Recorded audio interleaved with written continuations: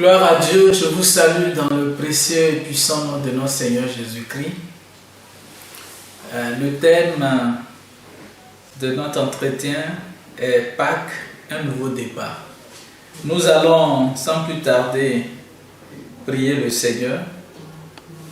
Seigneur notre Dieu, nous voulons te rendre grâce pour ce moment. Merci Père pour ta grâce manifestée à l'endroit de ton peuple. Merci Père éternel pour ce temps. Nous prions que ta puissante main soit à l'œuvre et que tu donnes à ta parole de triompher dans nos vies. Merci de guérir nos cœurs à travers ce message, de ramener nos cœurs à toi et de nous donner de marcher en nouveauté de vie, en harmonie avec toi, d'être des instruments puissants tes mains pour la gloire de ton Saint-Nom, au nom de Jésus. Amen. Nous allons prendre nos Bibles dans le livre de Ruth. Ruth chapitre 1. Nous lirons à partir du verset 20 jusqu'au verset 22.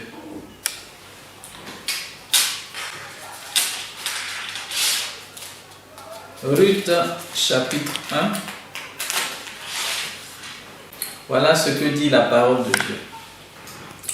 Elle dit, ne m'appelez plus Naomi, appelez-moi plutôt Mara, car le Tout-Puissant m'a rempli d'amertume. J'étais dans l'abondance et à mon départ, et l'Éternel me ramène les mains vides. Pourquoi m'appellerez-vous Naomi, après que l'Éternel s'est prononcé contre moi et que de Tout-Puissant m'a affligé. Verset 22. Ainsi revint du pays de Moab Naomi et sa belle-fille Ruth, la Moabite. Elles arrivaient à Bethléem au commencement de la moisson des orges. Amen. Verset 22, je relis. Ainsi revint du pays de Moab Naomi et sa belle-fille Ruth, la Moabite. Elles arrivaient à Bethléem au commencement de la moisson d'orge. Gloire à Dieu.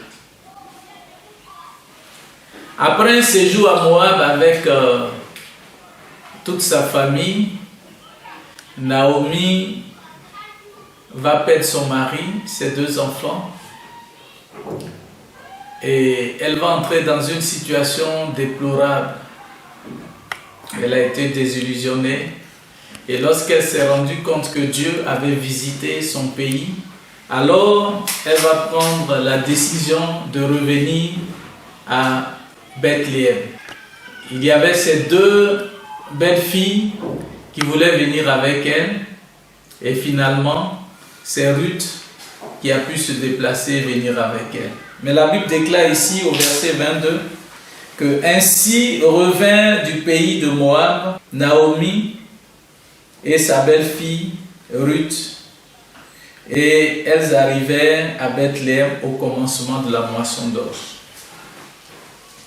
Cette période coïncide un peu avec la période de Pâques, parce que cela se passe un peu dans le premier mois du calendrier religieux juif.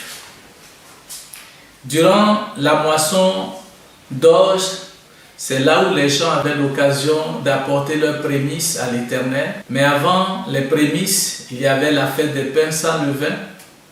Il y avait aussi la fête de Pâques. Voici Naomi qui revient à la case de départ. Elle va reprendre, vivre une nouvelle vie. Elle va chercher à faire face à un certain nombre de situations. Et je pense que à travers ce message, je voudrais nous amener à réfléchir à notre condition. Pâques, un nouveau départ. Pâques, comme tout le monde le vit en ce moment, cette semaine pascale, est la commémoration non seulement de la passion, mais aussi de la mort et de la résurrection de notre Seigneur Jésus-Christ. Pâques nous rappelle un peu le passage de la mort à la vie je dirais, la tristesse à la joie et de l'angoisse à l'espérance. Un nouveau départ, c'est un nouveau commencement. Un nouveau départ, c'est emprunter une direction. Un nouveau départ, c'est rompre avec les habitudes dans l'optique d'emprunter une voie qui nous sera salutaire.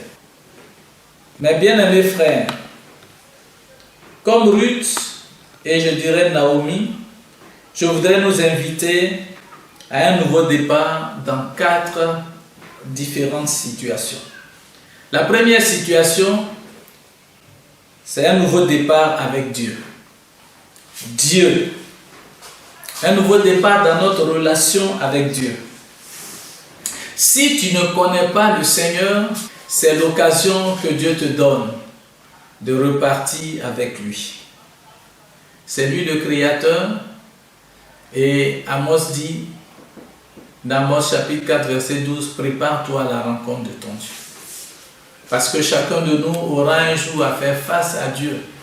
Et c'est le temps où le monde est dans cette situation, dans cette peur, dans cette angoisse. C'est le temps de réfléchir pour que tu penses à ta communion avec Dieu. C'est une invitation pour toi de faire la paix avec Dieu si tu ne le connaissais pas. Si tu étais déjà un chrétien et que tu étais refroidi dans ta marche, Dieu veut que tu renoues avec lui. Renouer avec les bonnes habitudes. Habitude de la prière, habitude de la lecture de la parole de Dieu, habitude de la méditation de la parole, afin que tu croisses non seulement dans ton intimité, mais dans ta connaissance avec Dieu. Et si tu étais un chrétien engagé, c'est aussi l'occasion pour toi de continuer à faire des pas de géant, de continuer à te consacrer avec Dieu, consacrer une vie de consécration qui va donner à Dieu de continuer à t'utiliser d'une façon exceptionnelle et différente. Un nouveau départ au niveau de la famille. Nous nous sommes rendus compte ces derniers temps, à cause de la situation que le monde connaît, que beaucoup sont restés dans les maisons, avec leur famille, avec leurs enfants. Mais c'est un nouveau départ. Un nouveau départ pour que la famille devienne une priorité. C'est vrai que les gens qui travaillent le font dans le but de mettre leur famille dans de bonnes conditions. Mais souvent, il arrive que le travail nous prend tout le temps et nous n'avons même pas de temps pour nos enfants, pour nos épouses, pour nos maris. Voici un temps qui nous a été donné dans ce confinement qu'on se retrouve en famille. La Pâque, elle se fêtait aussi dans la cellule familiale, en famille. C'est l'occasion où les gens avaient l'occasion de parler de Dieu, de raconter ce que Dieu avait fait. Et je crois que ce temps doit être mis à profit pour que tu aies le temps avec tes enfants, le temps avec la cellule familiale, ton épouse. Que cela devienne une priorité. Après Dieu, c'est ton épouse, ta famille. Et après quoi vient le ministère en 3e position. C'est important que nous remettions les choses à leur place. Et Pâques pour nous doit être un nouveau départ dans les priorités que Dieu nous a données au niveau de la famille. Un nouveau départ dans ta vie professionnelle. Il est vrai que cette pandémie a donné à beaucoup de perdre leur travail. Mais ce n'est pas une fin en soi. C'est le temps pour toi de réfléchir. Tu ne vas pas croiser les bras. Si tu as perdu ton travail, c'est le temps de réfléchir, de voir comment est-ce que tu vas affronter demain. Quelle occasion, quelle opportunité tu peux t'offrir pour que tu continues à prendre non seulement soin de toi-même, mais à prendre soin de ta famille. Il est vrai que c'est une situation déplorable, mais elle n'est pas une fin en soi. Pendant ce temps, cherche la face de Dieu. cherche la face de Dieu, son orientation, et il te donnera une idée. Il va t'orienter et il va ouvrir une porte pour toi. C'est aussi l'occasion pour que tu travailles, tu donnes le meilleur de toi-même, toi qui n'as pas perdu ton travail, et que tu saches que en travaillant, tu sers aussi Dieu, et que tu le fasses avec tout ton cœur, avec toute ton énergie, de sorte que Dieu soit réjoui du travail que tu fais. La Bible déclare que dans Colossiens chapitre 3, verset 23, tout ce que vous faites, faites-le non comme pour des hommes, mais pour Dieu, de qui vous recevrez votre récompense. Que Dieu vous bénisse, vous qui travaillez d'arrache-pied pour honorer Dieu dans tout ce que vous faites. Et enfin, un nouveau départ dans nos relations. Tes relations avec tes amis, avec tes collègues. Je sais qu'il y a beaucoup qui ont perdu des amis, beaucoup qui ont perdu des relations parce qu'elles n'ont pas été entretenues. Beaucoup aussi sûrement t'ont abandonné parce que tu n'étais plus leur centre d'intérêt. Mais cela ne doit aucunement pas te décourager.